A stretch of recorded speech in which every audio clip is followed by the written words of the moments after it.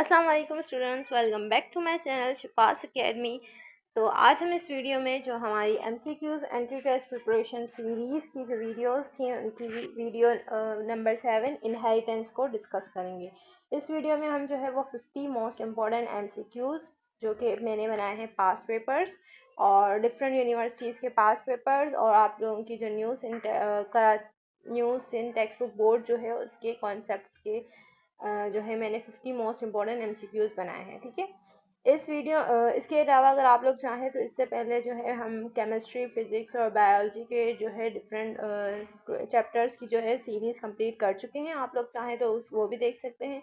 और अगर आप लोग सिर्फ SIUT के एंट्री टेस्ट की प्रिपरेशन कर रहे हैं, ठीक है, तो उसके लिए मैंने पहले क्रैश कोर्सेज भी बनाए हुए हैं। ठीक है, पास्ट पेपर्स भी मौजूद हैं और जो है आप जो है अगर आप कंप्लीट प्रिपरेशन करना चाहते हैं, ठीक है, बिल्कुल जो है एक स्केड्यूल के मुताबिक, तो आप लोग इसको भी फॉलो कर सकते हैं। ठीक है, मैं हफ्ते में जो है वो 2 वीडियोस अपलोड करती हूँ। उसकी पहले आप लोग अपनी बुक से प्रिपरेशन करें और उसके बाद इस 50 इंपॉर्टेंट MCQs के एज आप लोग टेस्ट कंडक्ट करें। ठीक है, फिर उसमें देखें कि आप लोगों के कितने मार्क्स आते हैं।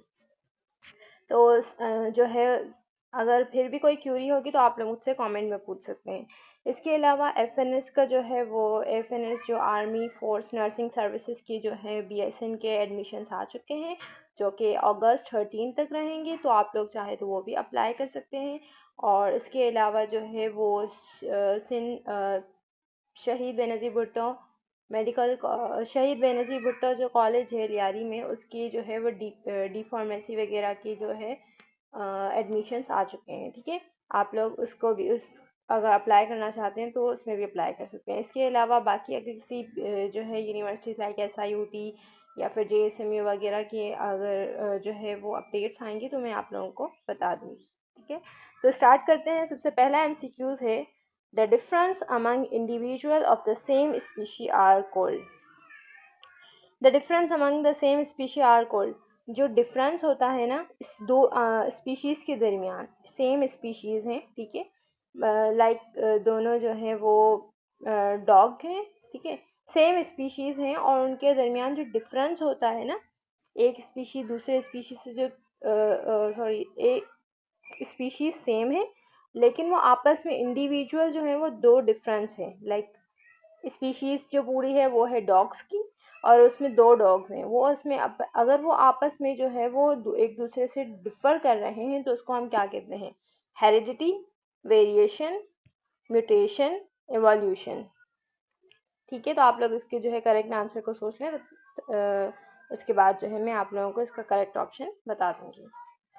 आफ्टर 3 सेकेंड्स इसी तरह से मैं हर MCQs को डिस्कस करेंगी और उसके 3 to 5 सेकेंड्स के बाद जो है मैं उसको जो है वो आंसर अपेयर कर दूँगी। ठीक है, तो ताकि आप लोग जो है इसको जो है अपने टेस्ट की तरह कंडक्ट कर सकें। ठीक है, तो इसका MCQs 1 का करेक्ट ऑप्शन है हमारे पास क्या होगा? Difference among individual of the same species is called variation. Option B is correct. The branch of biology that deals with heredity and variation.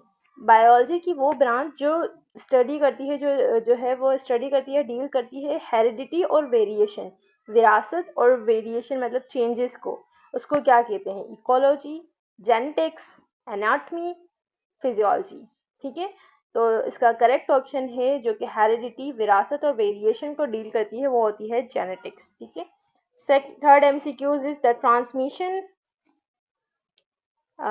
एक second. The transmission of character from parent to offspring is called. जो हम parents से, वालिदैन से जो औलाद में जो ट्रांसमिशन होती है लाइक DNA वगैरह की, उसको क्या कहते हैं? वेरिएशन कहते हैं, हेरिडिटी कहते हैं, म्यूटेशन कहते हैं या अडेप्टेशन कहते हैं। तो सिंपल है, पेरेंट्स से जो है ऑफस्प्रिंग, वालिदैन से औलाद में जो DNA वगैरह जितनी भी कैरेक्टरिस्टिक जो हैं वो जो ट्रांसमिट होती हैं, ठीक है, ट्रांसफ़र होती हैं, उसको हम क्या कहते हैं? उसको हम कहते हैं heredity. Option B is correct. ठीक है, वो विरासत होती है तो उसको हम heredity. 4 MCQs is the basic unit of heredity is.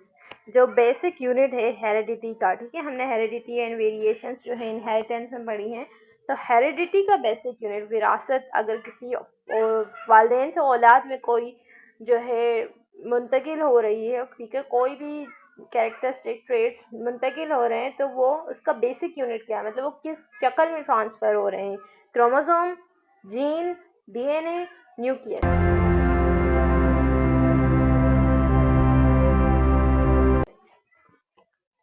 MCQs number 4 का करेक्ट ऑप्शन है हमारे पास ऑप्शन बी, जीन।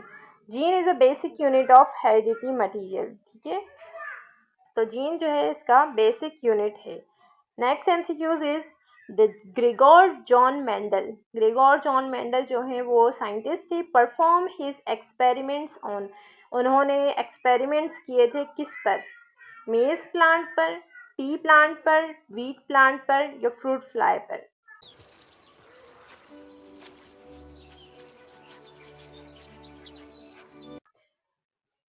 बहुत ही सिंपल एमसीक्यूज है, पास पेपर्स में भी आ चुका है। तो ग्रेगोर जॉन मेंडल एमसी ने जो है वो किस प्लांट पर जो है अपना किस प्लांट या फ्लाई पर अपना एक्सपेरिमेंट परफॉर्म किया था, तो इसका ऑप्शन एमसीक्यूज नंबर 5 का करेक्ट ऑप्शन है पी प्लांट, मटर के पौधे पर उन्होंने अपना एक्सपेरिमेंट किया था। MCQ 6, Mendel is known as father of, Mendel थे जो ग्रेगोर जॉन मेंडल थे, ठीक है, उनको फादर किसका कहा जाता है, माना जाता है, इवोल्यूशन का, जेनेटिक्स का, इकोलॉजी का या साइकोलॉजी का। बहुत ही सिंपल है, father of Mendel is the father of, बहुत ही सिंपल एमसीक्यूज है। एमसीक्यू 6 का करेक्ट ऑप्शन है जेनेटिक्स। ग्रेगोर जॉन मेंडल को कहा जाता है फादर ऑफ जेनेटिक्स क्योंकि उन्होंने जेनेटिक्स में बहुत सारा काम किया है। Alternative forms of gene are called, alternative form, gene की अल्टरनेटिव मतलब उसकी तरह का एक क्लोन कह सकते हैं, ठीक है, तो उसकी अल्टरनेट मतलब उसकी दूसरी शक्ल कह सकते हैं, ठीक है, तो वो क्या है, क्रोमोसोम होता है, अलील होता है, गैमेट्स होता है या न्यूक्लियोटाइड होता है। ये सिंपल डेफिनेशन है, आप लोगों को अगर आती होगी तो इसका बहुत ही सिंपल एमसीक्यूज है। एमसीक्यूज नंबर 7 का करेक्ट ऑप्शन है हमारे पास alternative form of gene is called allele, ठीक है, अलील को अल्टरनेटिव फॉर्म कभी कहा जाता है। An organism having two identical alleles, एक ऑर्गेनिज्म है इसके पास दो आइडेंटिकल मतलब सेम अलील्स हैं, is called heterozygous, homozygous, dominant, recessive. अगर एक इंडिविजुअल है, एक ऑर्गेनिज्म है, उसके दो आइडेंटिकल एलील्स हैं तो उसको हम क्या करेंगे, आइडेंटिकल का मतलब होता है सेम, ठीक है, तो वो क्या होगा, homozygous, heterozygous, dominant, recessive. MCQs 8 का करेक्ट ऑप्शन है हमारे पास होमोजाइगस। हेट्रो का मतलब होता है डिफरेंट, होमो का मतलब होता है सेम, ठीक है, और डोमिनेंट का मतलब होता है जो ज्यादा पावर रखता है, ठीक है, जो अपनी डोमिनेंसी शो कर सकता है। रिसेसिव मतलब जो पावर नहीं रखता, कम रखता है। The observable expression of a character is called, जिस एक्सप्रेशन को हम ऑब्जर्व कर सकते हैं, देख सकते हैं, ठीक है, उस कैरेक्टर की, तो उसको हम क्या कहते हैं, जीनोटाइप, फिनोटाइप, अलील, जीनोम। बहुत ही सिंपल एमसीक्यूज है, डेफिनेशन की तरह ही है।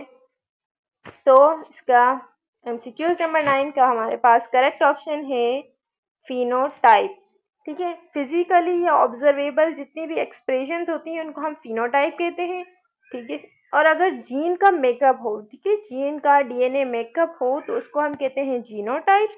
allele is an alternative form of gene and genome is the complete set of, ठीक है। 10 MCQs है हमारे पास। A sudden change in genetic material, अगर किसी डीएनए या जेनेटिक मटेरियल में सडन अचानक से चेंजेस आ जाएं तो उसको क्या कहते हैं, वेरिएशंस, म्यूटेशन, फर्टिलाइजेशन, रेप्लिकेशन।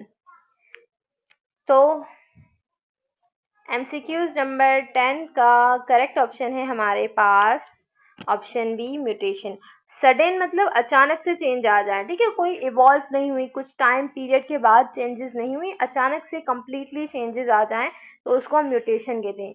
यही चेंजेस अगर बहुत सारे ईयर्स के बाद आए, लाइक जैसे कि इवॉल्व होते हैं, हमने इंसानों के अंदर, जानवर के अंदर जो एवोल्यूशन आता है, चेंजेस आती हैं, वो चेंजेस बहुत सालों के बाद आती है, ठीक है, मतलब लाइक डिकेड्स ऑफ, हज़ारों साल, करोड़ों सालों के बाद जो आती है ना चेंजेस, उसको हम एवोल्यूशन कहते हैं।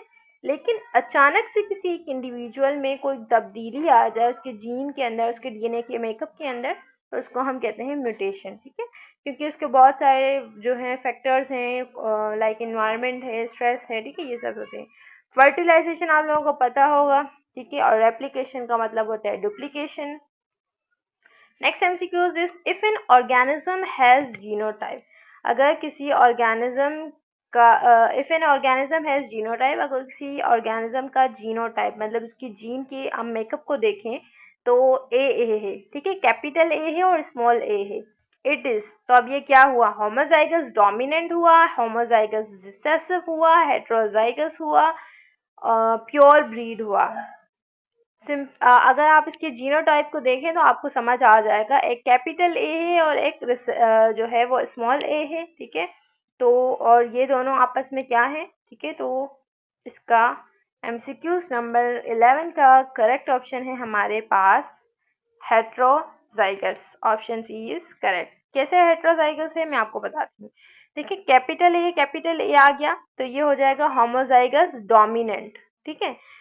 स्मॉल ए आ गया तो ये हो जाएगा जो है होमोजाइगस, सेम तो है ना, तो ये होमोजाइगस रिसेसिव हो जाएगा, ठीक है, दोनों सेम है। लेकिन अगर कैपिटल ए और स्मॉल ए आ जाए तो अब इसमें डोमिनेंट कौन है, ये डोमिनेंट है, ये अपने आप को शो कर सकता है, लेकिन ये दोनों सेम नहीं है तो ये हो जाएगा हेट्रोजाइगस डोमिनेंट, ठीक है। और अगर जो है बाकी तो कोई 3 कंडीशन है, ठीक है, homozygous dominant, homozygous dominant, homozygous recessive और heterozygous dominant. A dominant allele is represented by, अगर एक डोमिनेंट अलील जो होती है उसको हम किससे रिप्रेजेंट करते हैं, small letter, capital letter, number, symbols. बहुत ही सिंपल एमसीक्यूज है। अगर आप लोगों ने एमसीक्यूज 11 को सही से मैंने जो आपको समझाया अगर वो देखा होगा तो आपको पता होगा। इसका करेक्ट ऑप्शन है हमारे पास एमसीक्यूज नंबर 12 का option B is correct, capital letter. मैंने अभी यहाँ पे दिखाया था ना आपको, ये देखें, ये जो है ना, ये कैपिटल को आप, ये कैपिटल का मतलब ही डोमिनेंट है, ठीक है। इसमें कोई कैपिटल नहीं है तो ये रिसेसिव है, इसमें एक कैपिटल है तो ये डोमिनेंट है। Next MCQs, the genetic makeup of an organism is called, किसी ऑर्गेनिज्म का जेनेटिक मटेरियल, जेनेटिक मेकअप को क्या कहते हैं, phenotype, genotype, variation, character. Simple MCQs है। एमसीक्यूज 12 का हमारे पास करेक्ट ऑप्शन है ऑप्शन बी, जीनोटाइप, ठीक है। 11, हाँ ओके, अब एमसीक्यू 13 का करेक्ट ऑप्शन है जीनोटाइप, ठीक है। क्योंकि मैंने आपको बताया था अगर जेनेटिकली अगर उसके मेकअप की बात की जाए तो वो जीनोटाइप है, अगर फिजिकल अपीयरेंस की बात की जाए तो वो फिनोटाइप है। वेरिएशन मतलब चेंजेस आ जाना, कैरेक्टर का मतलब होता है लाइक हेयर्स और ये सब, ठीक है, ट्रेड्स हो गए। Mendel's law of segregation, Mendel के 2 लॉ थे, एक लॉ ऑफ सेग्रीगेशन और एक था लॉ ऑफ इंडिपेंडेंट असॉर्टमेंट, ठीक है। स्टेट, यहाँ पर मेंडल का पहला लॉ ऑफ सेग्रीगेशन की स्टेटमेंट पूछी जा रही है, जीन डिसअपियर ड्यूरिंग मियायोसिस, अगर जीन डिसअपियर हो जाए ड्यूरिंग मियायोसिस उसको मेंडल का फर्स्ट लॉ ऑफ सेग्रीगेशन कहते हैं। अलील सेपरेट ड्यूरिंग गैमेट्स फॉर्मेशन, अलील क्या होती है, अल्टरनेटिव फॉर्म ऑफ जीन जो है वो सेपरेट हो जाए, एक अलील दूसरी अलील से या दूसरी जीन से सेपरेट हो जाए तो during genetic gametes formation, gametes formation के दौरान, तो वो होती है मेंडल का second law. Trait mix completely, trait मतलब लाइक हेयर, नेल्स, ठीक है, ये हमारी जो है वो हाइट, ये सब ट्रेड्स जो हैं वो मिक्स हो जाएं कंप्लीटली, वो है मेंडल का लॉ ऑफ सेग्रीगेशन। या dominant genes destroy recessive gene, या फिर जो पावरफुल जीन्स हैं वो जो है वो जो पावरफुल नहीं है उन जीन्स को डिस्ट्रॉय कर दें। तो एमसीक्यूज नंबर 14 का करेक्ट ऑप्शन है हमारे पास ऑप्शन बी, अलील जो है वो सेपरेट हो जाते हैं गैमेट्स फॉर्मेशन के दरमियान, उसको हम कहते हैं मेंडल का law of segregation. MCQs 15 is crossing two individual differing in one pair of contrasting character, ठीक है। क्रॉसिंग ओवर आप लोगों ने पढ़ा होगा, क्रॉसिंग टू इंडिविजुअल्स, ठीक है, हमने 2 इंडिविजुअल्स का क्रॉस करवाया है, differing in one pair of contrasting character, contrasting character के हिसाब से वो डिफ़र करते हैं, एक पेयर के हिसाब से वो डिफ़र करते हैं, ठीक है। तो वो क्या है, डाई हाइब्रिड क्रॉस है, मोनो हाइब्रिड क्रॉस है, टेस्ट क्रॉस है या बैक क्रॉस है, ठीक है। तो क्रॉसिंग दो इंडिविजुअल की हो रही है, वो एक पेयर के हिसाब से, जो उनके एक ही पेयर है कंट्रास्टिंग कैरेक्टर का, तो वो कौन सा होगा, डाई हाइब्रिड, मोनो हाइब्रिड या टेस्ट क्रॉस या बैक क्रॉस। MCQ 15 का करेक्ट ऑप्शन है हमारे पास option B, monohybrid cross. Monohybrid cross क्यों है, क्योंकि यहाँ one pair of contrasting character की बात की जा रही है, ठीक है, इस वजह से mono hybrid cross. The ratio obtained in Mendel's monohybrid cross F2 generation, second filial generation के दौरान जो रेशो ऑब्टेन होता है मेंडल के मोनोहाइब्रिड क्रॉस से, वो क्या होता है, 1:1, 3:1, 9:3, 3:1 या 2:1। मेंडल का आपने दोनों लॉज पढ़े हैं, मोनोहाइब्रिड क्रॉस भी, डाईहाइब्रिड क्रॉस भी, ठीक है। तो उसकी जो सेकेंड फीलियल जनरेशन में हमारे पास रेशो आता है मोनोहाइब्रिड क्रॉस का, वो होता है option B, 3:1। A cross between an individual of unknown genotype and एक क्रॉस क्या जा रहा है, दो इंडिविजुअल्स के दरमियान ऑफ अननोन जीनोटाइप। जीनोटाइप हमें जीन के बारे में कुछ भी नहीं पता, ठीक है। ये MCQ थोड़ा मिनट, ये थोड़ा सा जो है कट गया है, इसको हम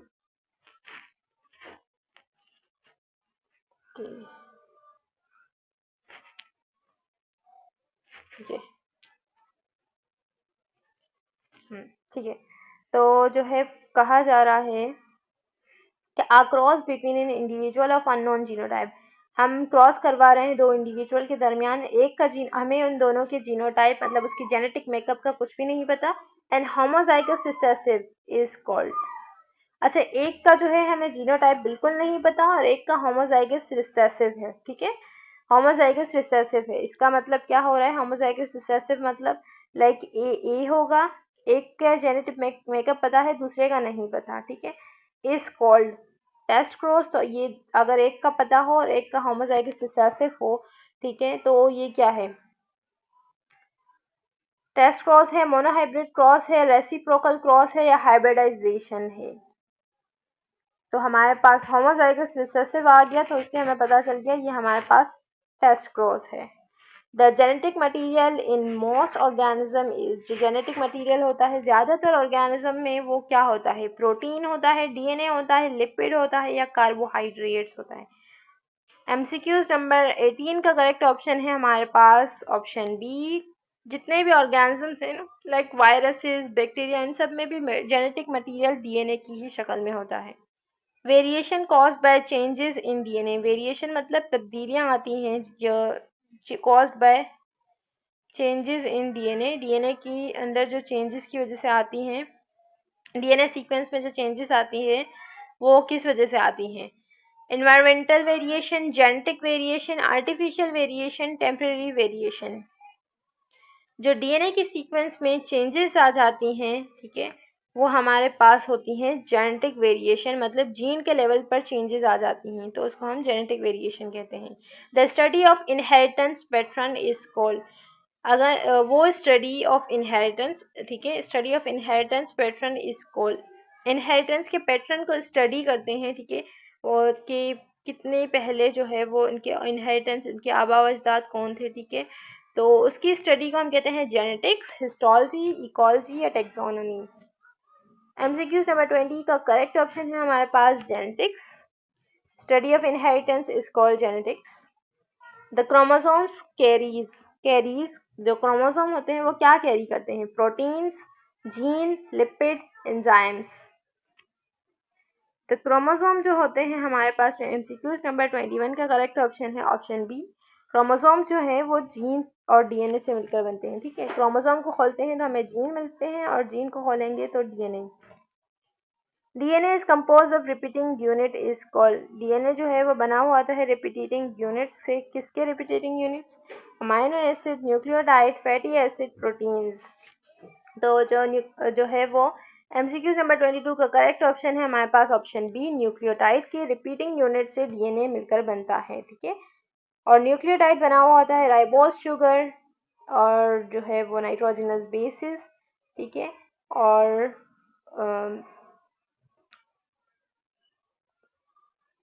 नेक्स्ट तो MCQs नंबर 23 है the process by which DNA makes an identical copy. वो प्रोसेस जिससे DNA जो है वो अपनी आइडेंटिकल कॉपीज बनाता है is translation, replication, transcription, mutation. जिस प्रोसेस से DNA जो है अपनी अपनी जैसी क्लोनिंग की अपनी कॉपीज बना रहा होता है वो होता है ट्रांस। MCQs नंबर 23 का करेक्ट ऑप्शन है हमारे पास ऑप्शन बी, रेप्लिकेशन। आसान आ जाए फिर हम इसको फर्दर डिस्कस करते हैं। MCQs is the structure of DNA was proposed by. जो DNA का स्ट्रक्चर है वो किसने प्रपोज किया था? Darwin and Wallace, Watson and Crick, Mendel and Morgan, Hooke's and Leeuwenhoek. बहुत ही सिंपल है, स्ट्रक्चर ऑफ DNA प्रपोज किया था, किसने प्रपोज किया था? MCQs नंबर 24 का करेक्ट ऑप्शन है हमारे पास option B, Watson and Crick model of DNA ही स्ट्रक्चर ऑफ DNA है और सी को वॉटसन और क्रिक ने प्रपोज किया था। The sugar present in DNA के अंदर जो शुगर प्रेजेंट होती है वो कौन सी होती है? Ribose, deoxyribose, glucose, fructose. तो शुगर जो है प्रेजेंट होती है DNA के अंदर वो होती है deoxyribose sugar. Option B is correct.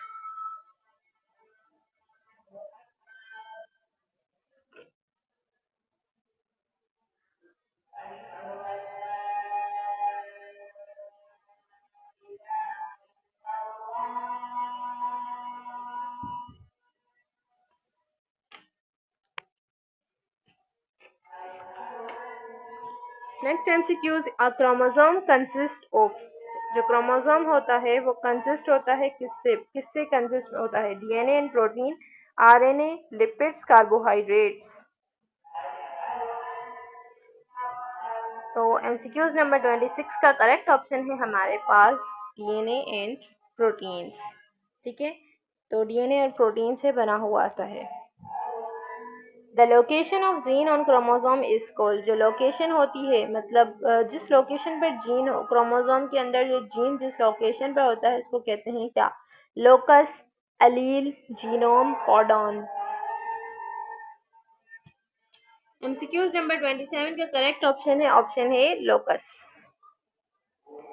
Human somatic cell contain. जो इंसान का सोमैटिक सेल जो उसके डिफरेंट ऑर्गन्स को बनाता है वो सेल कंटेन करता है कितने क्रोमोसोम? 23, 46, 44, 92।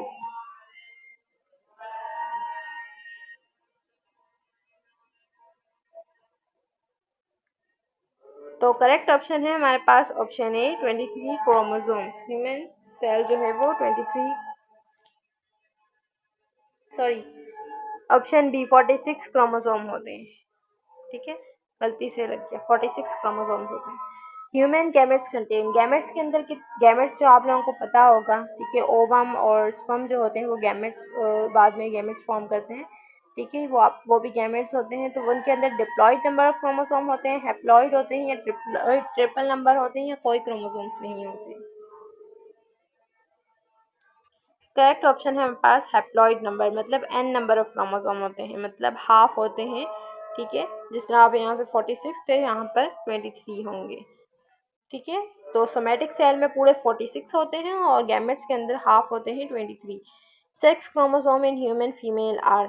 ह्यूमन फीमेल के अंदर जो सेक्स क्रोमोसोम होते हैं वो कौन से होते हैं? XY, XX, XYY, X not.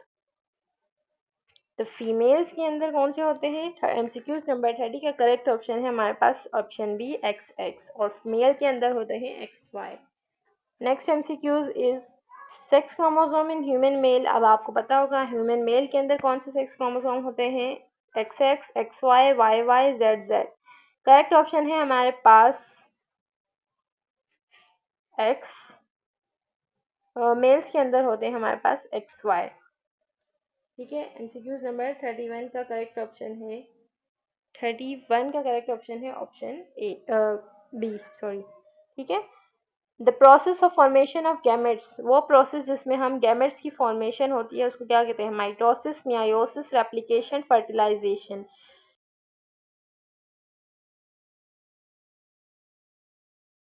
तो जिस प्रोसेस में हम गैमेट्स की फॉर्मेशन हो रही होती है, उसको हम क्या कहते हैं, एमसीक्यूज। नंबर 32 का करेक्ट ऑप्शन है option B, मियायोसिस।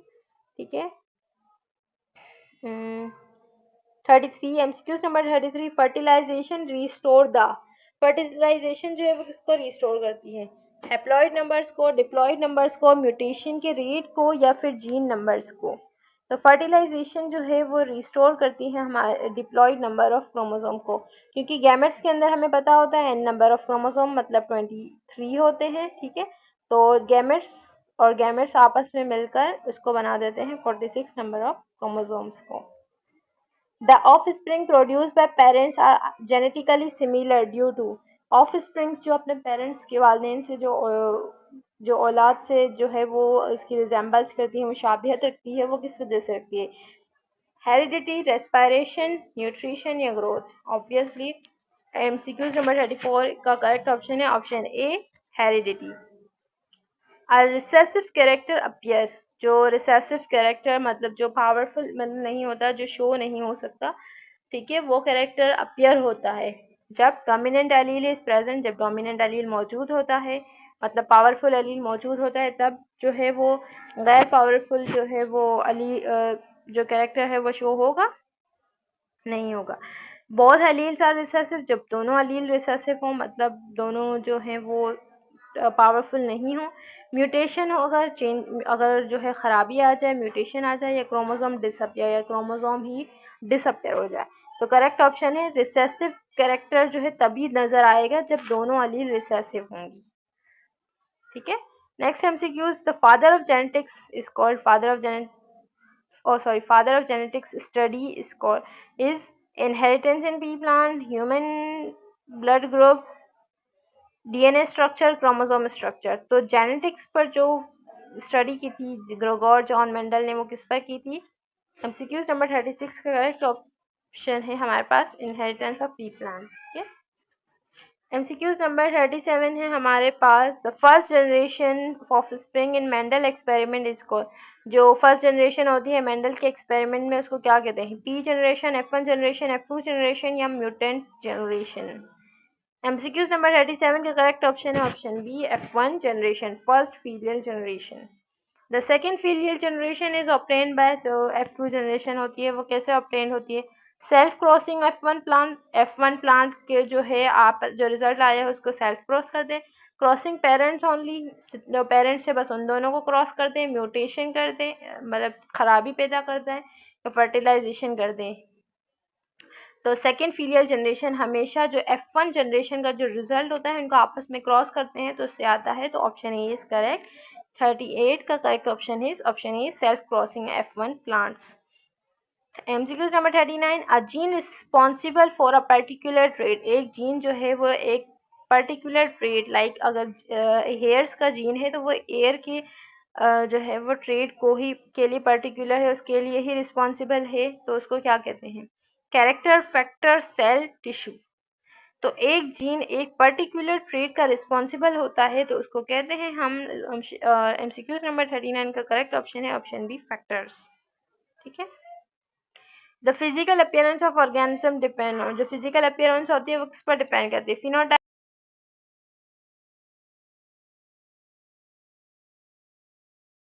Genotype, DNA, chromosome number. तो वो जो डिपेंड करती है वो हमारे पास होती है फिजिकल अपीयरेंस, और एमसीक्यूज नंबर 40 का करेक्ट ऑप्शन है फिनोटाइप पर। Blood group inheritance in human is an example,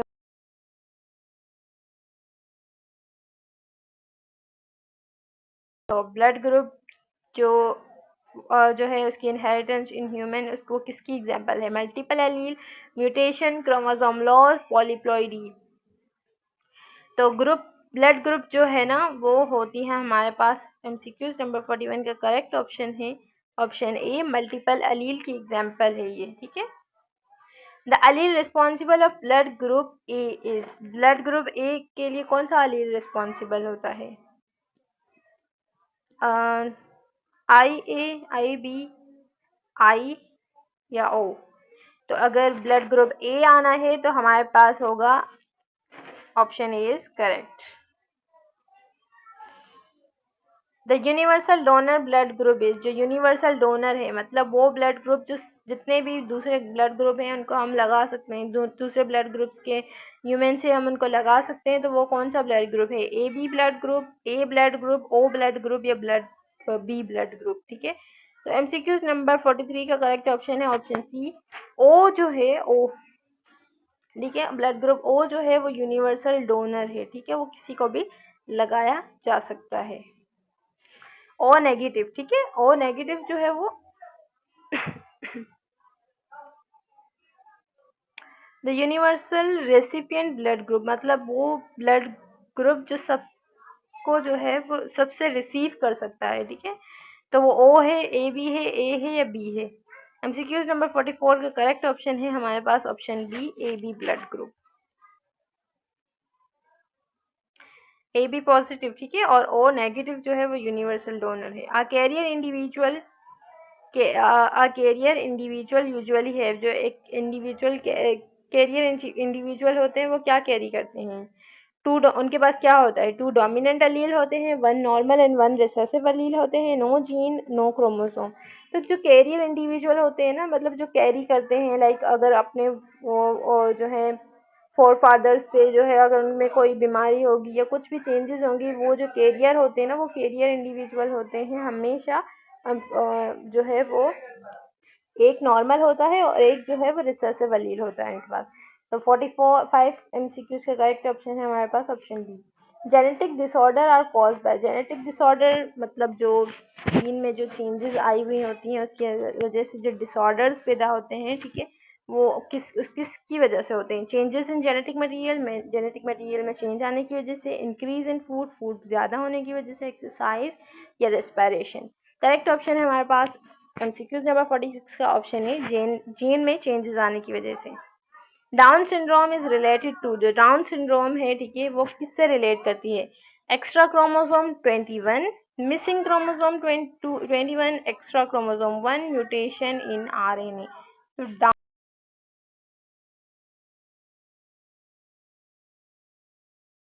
down syndrome जो है हमारे पास एमसीक्यूज नंबर 47 का करेक्ट ऑप्शन है option A, extra chromosome number. ठीक है, एक्स्ट्रा क्रोमोसोम आ जाता है, इसकी वजह से जो है वो डाउन सिंड्रोम होती है। The exchange of genetic material, जो जेनेटिक मटेरियल का जो एक्सचेंज होता है बिटवीन होमोलोगस क्रोमोसोम, दोनों क्रोमोसोम जो हैं वो होमोलोगस हैं, सेम है, तो उनके दरमियान जो एक्सचेंज होता है उसको हम क्या कहते हैं?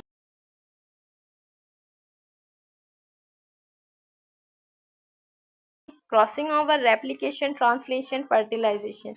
Option A is correct, crossing over.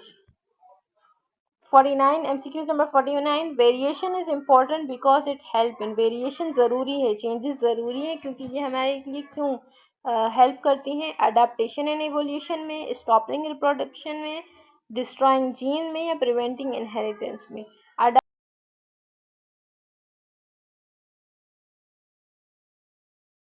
Adaptation and evolution करवाती हैं, रिप्रोडक्शन को बिल्कुल ख़त्म कर देती हैं, जीन्स को डिस्ट्रॉय कर देती हैं, या इनहेरिटेंस को मतलब विरासत को रोक देती हैं।